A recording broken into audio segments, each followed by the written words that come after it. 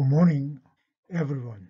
In my previous lectures, I looked at the evolution of Chinese economy up to the post-Mao reforms. Now we are ready to move on to the next topic of the course, that is, how China's rise affects countries in Latin America and Africa. Before we do that, let us take a look at the current state of China as a global economic power. In the 4 decades since reforms and opening of the late 1970s, China has become a world economic power, causing a significant shift in the world economy's center of gravity to East Asia. In terms of gross domestic product, China is now the world's second largest economy after the United States, which is predicted to overtake by 2026. It is the world's leading exporter and a significant destination for, and increasingly, a source of foreign direct investment. China has become a major center of global industrial accumulation, accounting for almost a quarter of worldwide manufacturing output. It is the most important consumer of many minerals and industrial raw materials, and it is an increasingly significant user of energy and a contributor to carbon emissions. It has the world's largest foreign exchange reserves and plays a growing role in international financial markets. All this has profound effects on countries around the world. China's rise owes much to domestic reforms, which we have already discussed. But China's domestic reforms could not come at a more opportune moment. It coincided with the wave of the 20th century globalization. The post-war economy, which had been sustained by the U.S. hegemony, the Keynesian welfare state, and the Fordist mode of production, began to crumble down, resulting in falling profitability, rising wages, and an increasingly mobilized working class. Different agents responded to this emerging crisis at different levels. In the case of the Western states, they began to abandon the Keynesian policies and adopt the so-called neoliberal policies. Good examples are Reaganism in the United States and Thatcherism in the United Kingdom. On the part of the firms, business enterprises, they began to move labor-intensive production offshore to cut production costs and to raise profitability. And this process started in the 60s, but accelerated from the 1970s. And this phenomenon is often called globalization. In the East Asian context, some Japanese industries relocated to the newly industrializing countries. And this contributed a lot to the economic development of the four tigers, South Korea, Taiwan, Hong Kong, and Singapore. By the 1980s, the so-called four tigers had developed to a point where those industries were now looking to relocate once more in the face of rising wages. And of course, China has become the recipient or the host to these industries. So this is the so-called flying geese pattern of development in East Asia. One country leads the pack, passing over the industries becoming obsolete to the next tier of countries. That's why it is called flying geese. China's economic reforms came at an opportune moment. China made reforms in the late 1970s and ready to host these industries from other Asian countries. These Asian companies first relocated to the special economic zones that were created after 1978, and then with the other parts of China opening up, they relocated to these areas as well. Domestic reforms and a favorable international environment combined to transform China into a global economic power. This new status of China can be identified in several different dimensions. First, China has become the, yes, I say the workshop of the world. One of the most visible signs of China's emergence as a global economic power has been the growth of Chinese industry. Since the late 1970s, Chinese industrial production has grown more than 40-fold, increasing its share of global manufacturing from less than 2% in 1980 to almost 25% in 2014. Take a look at the figure. It now produces 50% of the world's steel, 60% of its cement, 60% of all shoes, 70% of mobile phones, and 80% of air conditioners. China's role as the workshop of the world is also reflected in the growth and scale of its exports of manufacturers. In 2009, it overtook Germany as the world's largest exporter, and by 2014, it was responsible for almost a fifth of global exports of manufactured goods. It is shown in the figure. Any cursory glance at the origins of the goods in our shops will turn up countless examples of products labeled "Made in China."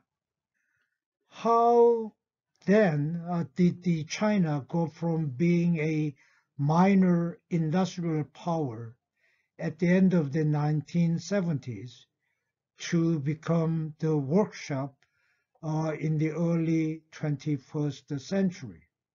China was already relatively industrialized for a low-income country as it was in the 1970s, with industrial production accounting for almost half of total output in 1979. This was mainly in the hands of state-owned enterprises and biased towards heavy industries such as cement, steel, and chemical fertilizers, which were capital intensive and technologically relatively complex. Production of simple, labor-intensive consumer goods, such as clothing and footwear, was limited. Consumer demand was repressed by high taxes on goods regarded as luxuries, such as electric fans and wristwatches, and a number of products, including soap, clothes, and bicycles, were rationed. Industrial output was characterized by the problems common in all centrally planned economies, such as a focus on quantity rather than quality, lack of competition, obsolete products, and low levels of efficiency in terms of both the resource use and labor productivity. In the late 1970s, manufactured exports were minimal and they consisted mainly of textiles. The first phase of economic reform in China produced significant changes in the manufacturing sector, driven by domestic demand. There was a rapid growth of production by township and village enterprises to meet the pent-up demand for consumer goods. Although collectively owned, TVEs, the Township and Village Enterprises, TVEs for short, were not subject to the same level of state control as state-owned enterprises, and their growth increased market competition. They were also much more labor-intensive. As the incomes increased in rural areas and growing numbers of workers migrated to urban areas in the 1980s, demand for simple consumer goods grew. As a result, there was a significant shift in the structure of Chinese manufacturing, away from heavy industry and towards the production of labor-intensive consumer goods. Neither exports nor foreign direct investment played a major role in manufacturing growth in the 1980s. Although manufacturing output grew rapidly in the 1980s, this was not associated with rapid growth in labor productivity, which increased very little prior to 1990. During the second phase of reform, China embarked on a major effort to attract foreign direct investment in the early 1990s. There was a substantial increase in foreign investment in manufacturing as foreign firms were now given access to the domestic market.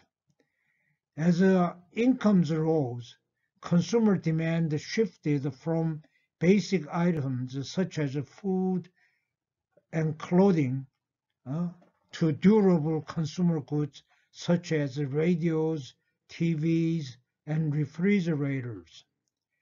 This led to a wider range of investors from the United States, Europe, and Japan entering China, so that by the early 2000s, foreign invested firms accounted for around 30% of manufacturing output. Foreign companies also brought technology that were more advanced with them, which helped to increase productivity in manufacturing. Also, a major shakeup of state-owned enterprises occurred during the second phase of reform, which led to a large number of workers being laid off in the late 1990s, further contributed to increased productivity. The surge in inward FDI in the early 1990s also contributed to an acceleration of the growth of exports. Another factor that contributed to industrial growth in the 1990s was a major revival in infrastructure investment. During the 1980s, this had lagged behind economic growth, but in 1993, there was a significant increase to around 6% of gross domestic product, or GDP. This received a further boost in the late 1990s when Chinese government increased public investment to offset the effects of the Asian financial crisis of 1997. Since China joined the World Trade Organization in 2001, investment has become a major driver of growth. The share of growth fixed capital formation in GDP has increased from an average 33% in the 1990s to 39% between 2001 and 2008. And then it increased to 45% from 2009 to 2014. As a result of the fiscal stimulus introduced by Chinese government in response to the global financial crisis. This reflected heavy government investment in infrastructure, including the expansion and modernization of ports to support the growth of exports, in electricity operation, and in telecommunications. The highway network was also extended to the interior of the country. Industrial policy sought to create a more integrated industrial structure by promoting local supply chains to reduce dependence on imported inputs. This helped increase backward linkages with the manufacturing sector. Another aspect of industrial policy in this period, since China joined the WTO, was an effort to upgrade local technology. This involved providing subsidies for research and development, or R&D, and rewards for filing patents, as well as requiring foreign investors to transfer technology to Chinese firms as a condition of entry to China. In 2006, this was launched under the rubric Indigenous Innovation. R&D as a share of GDP more than doubled from less than 1% in 2000 to just over 2% in 2013. Since around 2012, the shift to a new normal in China has marked a new phase in terms of the country's industrial development. Economic rebalancing internally involves an increase in the share of GDP going to consumption, as opposed to investment and export. Externally, it involves a reduction in the large current account surpluses which China generated in the previous phase of development and which have been a cause of trade tensions with the other countries. As far as industry is concerned, the new normal implies a slower rate of growth, with services accounting for an increasing share of GDP. It also puts more emphasis on innovation and improving technological capabilities. China's industrial development can be seen in the changing composition of manufactured exports. This figure shows the share of China's manufactured exports according to classification of technology level. The share of high technology products accounted for mainly by electrical and electronic products increased significantly between 1995 and 2005, while that of low technology products fell by a similar amount. Since 2005, the shares of different product groups have remained almost constant. China has not only transformed global manufacturing production, but has also had a major impact on world commodity markets. It is often portrayed in the media as a voracious dragon prowling the globe in search of energy resources and scouring the world for minerals, with little regard for the interests of the countries that supply them.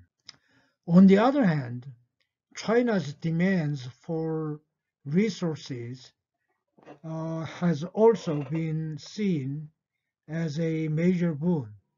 For commodity producers in Africa, Latin America, and elsewhere, it primarily meant higher prices for their exports, thereby stimulating economic growth.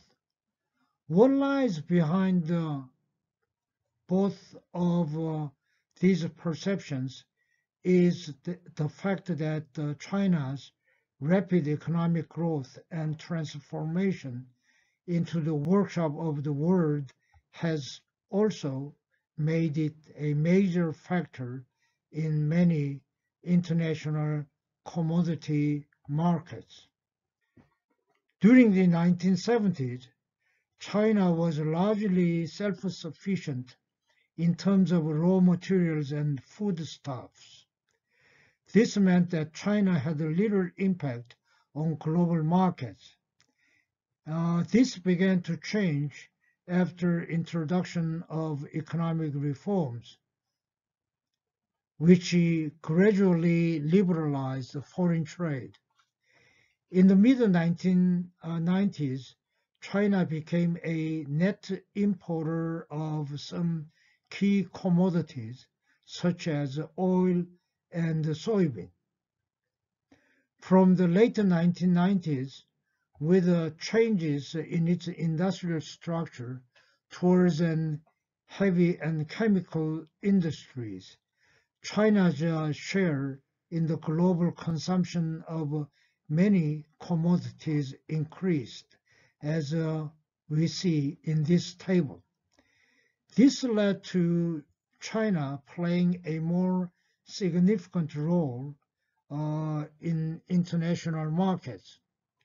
It also meant that the Chinese economy became more dependent on imported raw materials, giving rise to new government strategies to ensure the security of supplies. As we see in this graph, in some commodities such as minerals, Chinese demand is so large that it appears to have had a great impact on global commodity prices. Global prices of some commodities rose during China's high growth period, and then with China's growth slowing down, the prices began to slide. Chinese demand also had non-price effects. These included the implications of Chinese strategies for ensuring a secure supply of key commodities. The effects of China's industrialization strategy on the location of raw material processing and the implications for exporting countries of a shift in the market from the developed countries to China. We are going to look at the price and non-price effects of China's growing demand for certain commodities with the specific cases of Latin America and Africa, which are the two main regions that supply these commodities in my next two lectures. China's growing presence in the global economy is reflected not just by involvement in world trade in manufactures and commodities, but also by the activities of Chinese firms through foreign direct investment and infrastructure projects. China's outward foreign direct investment has grown rapidly since the start of the 21st century and the adoption of the Go Global policy. This figure shows that Chinese outward foreign direct investment was very limited throughout the 1980s, increased somewhat during the 1990s, and then grew exponentially following China's accession to the World Trade Organization in 2001. There was a further increase in OFDI following the global financial crisis in 2008, which led to a spate of mergers and acquisitions by Chinese firms. China's share of global investment flows has increased from negligible levels in the 1980s and 1990s to around 0.5% in the early 2000s and around 9% in 2014 and 2015. This made China the third largest investor in the world after the United States and Japan, in 2015. Where are these investments headed? The main destination for Chinese OFDI is Hong Kong, which has consistently accounted for more than half the total stock. Tax havens, particularly the Cayman Islands and the British Virgin Islands, have also been an important destination, accounting for around a quarter of the total stock of Chinese OFDI. In 2006, the share of Cayman Islands and Virgin Islands has fallen since 2006. Since much of this investment either represents round tripping or is in holding companies, the ultimate destination of the investment in these islands or tax havens is unknown. Leaving aside the investment in Hong Kong and Caribbean tax havens, the share of Chinese OFDI going to developed countries has increased in recent years and now accounts for half of the total stock. However, developing countries still account for a larger share of Chinese OFDI than from the OECD countries. Who are the outward investors? It is the state-owned enterprises that have played a key role in the growth of Chinese OFDI. In 2006, centrally controlled SOEs accounted for more than 4/5 of the stock of outward investment.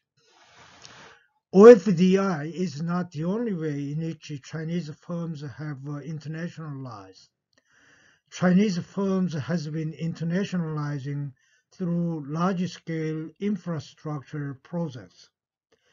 They involve a presence of Chinese companies for a number of years while the project is under construction.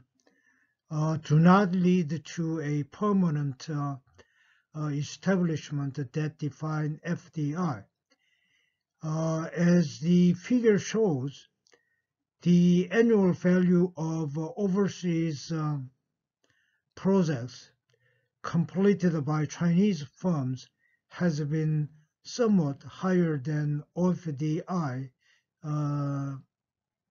since the early 1980s. The origins of China's investment in projects abroad were part of the government's aid programs under Chairman Mao. Before 1979, such projects were agreed on a government-to-government basis and carried out by Chinese ministries through their construction enterprises. The projects were located in a relatively small number of countries. Projects continued to be closely tied to the Chinese aid until the mid-1980s. From then onwards, state-owned enterprises were able to expand internationally for commercial ends and were successful in bids for World Bank and Asian Development Bank projects. The number of countries in which Chinese firms had contracts increased to over 100 by the late 1980s. In the 1980s, there was a further expansion as a growing number of Chinese firms became involved in overseas projects. So, by the late 1990s, they had contracts in more than 180 countries. The number of Chinese workers employed on these projects increased from 20 to 30,000 in the 1980s, and in the early 1990s, to more than 400,000 by 2015. The total value of contracts completed in 2015 came to 104 billion US dollars, over 20% more than the OFDI flow in that year. Developing countries have always been the focus of Chinese economic cooperation projects, with over 90% of the value of completed projects reflecting the original link with Chinese aid. Neighboring countries in Asia were also significant markets. While Asia remains the most important market, the share of Africa and Latin America have both increased in recent years, as we see in this figure. As was the case with the OFDI, SOEs have played a major role in the growth of overseas projects. Then what objectives do Chinese state and the state-owned enterprises want to achieve? It appears that the state pursues strategic objectives while firms pursue their own agenda, while complying with the state wishes. The Chinese state uses Chinese firms' operations abroad as a means of extending China's soft power and rewarding friendly regimes. Of particular importance in this regard was to induce the host countries to cut diplomatic relations with Taiwan in support of one China policy. Another objective was to build up globally competitive companies that may contribute to China's development.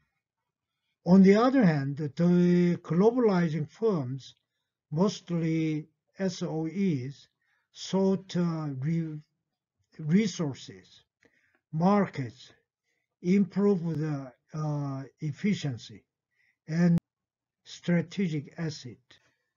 China had been a net recipient of foreign aid until mid-2000s, but it became a major donor within a decade.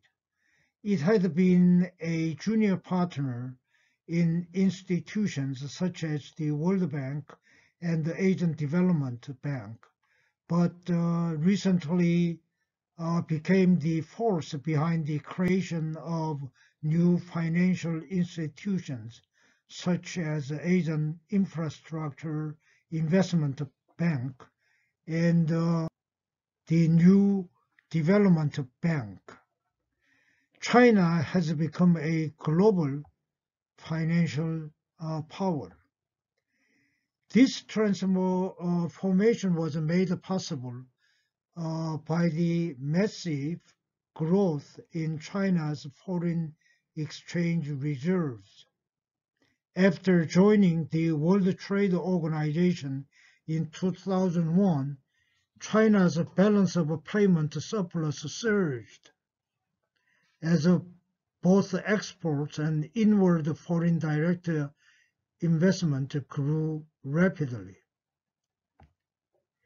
As a result, China accumulated foreign exchange reserves, which came to 3.9 trillion US dollars in 2004,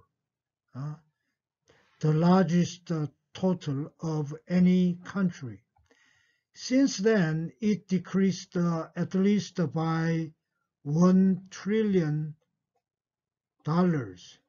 but it still remains a global financial player.